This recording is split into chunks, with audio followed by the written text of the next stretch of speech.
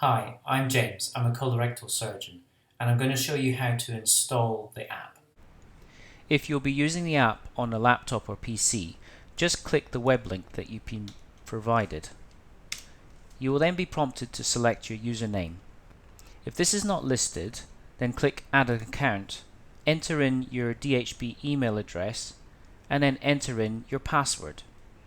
If it comes up with the password screen and this is not you, you can click the back arrow to get back to the main menu for selecting the right account.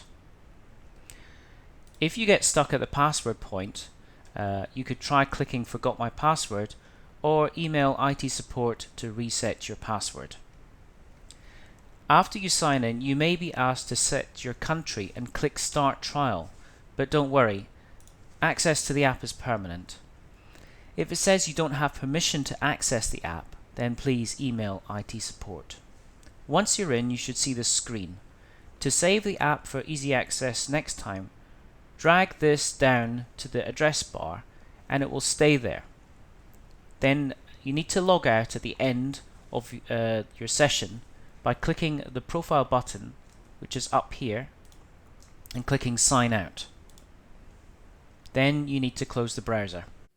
One problem using the laptop is that if Wi-Fi signal is poor in your area, the network might cut out during one of your screenings, and then you'll get stuck at the end screen and not be able to save your data.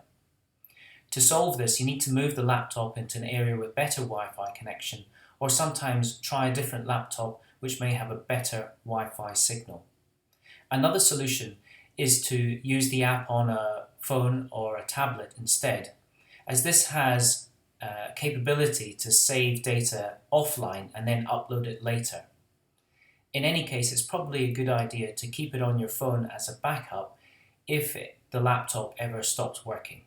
To install on your device, go to your App Store. Search for Microsoft Power Apps.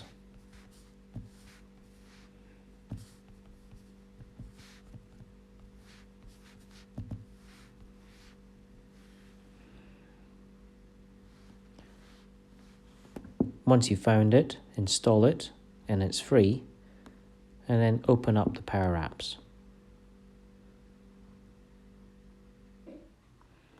If the COVID-19 screening app isn't listed here, then that means you don't have permissions. Please email IT support in that case. Thanks for watching.